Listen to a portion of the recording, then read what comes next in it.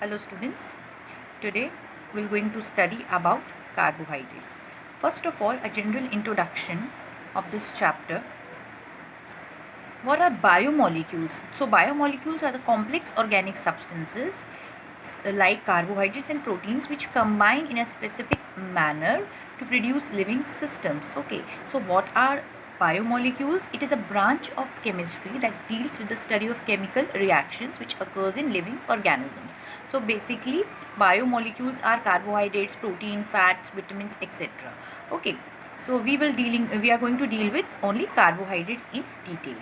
So we can define carbohydrates such as polyhydroxyaldehydes or ketones or substances which give these substances on hydrolysis and contain at least one chiral atom. They have general formula of CxH2O. Rhamnose, deoxyribose, rhamnohexose, etc. do not obey this formula but are carbohydrates. So these are exceptional cases which does not obey above formula but they are count as carbohydrates. Okay. So what are the basic types of carbohydrates? There are main three types of carbohydrates, that is monosaccharides, oligosaccharides and polysaccharides. Now we will going to deal with monosaccharides separately. What are monosaccharides? Monosaccharides are the simplest carbohydrate which can't be hydrolyzed further into smaller compounds. So these are they are called as aldose, ketos depending upon whether they have aldehyde or ketonic group. Okay. Depending upon the number of carbon atoms, they are called as triose, tetrose or etc. Okay. The basic characters of monosaccharides are they are sweet in smell, crystalline in structure, crystalline in structure, water soluble and also capable of diffusing through cell membranes. The best example of monosaccharide is glucose. Now, what are the basic structures of monosaccharide here? This is a structure of a T-glyceraldehyde and dihydroxyacetone. It comes under monosaccharide.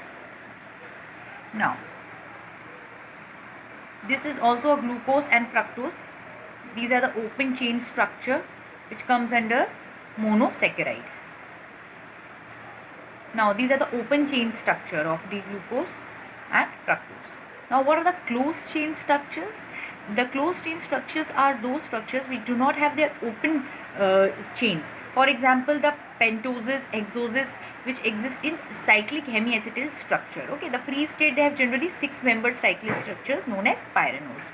So due to cyclic hemiacetyl or hemiketyl structure, all the pentoses and hexoses exist in two stereoisomeric forms, alpha form, beta form. Okay, here this is the structure is given here, that is alpha glucose and beta glucose. Now oligosaccharides, what are oligosaccharides? The carbohydrates on hydrolysis give 2 to 9 molecules of monosaccharides. They are further divided into two types, that is disaccharides. On hydrolysis they give 2 molecules of monosaccharides, and for trisaccharides on hydrolysis they forms 3 molecules of monosaccharides. For example, raffinose, and the disaccharides example is sucrose. Okay. Now comes polysaccharides. Polysaccharides are the carbohydrates which on hydrolysis gives more than 9 monosaccharides. The best example of polysaccharides is starch. Okay. Now that comes the term mutarotation.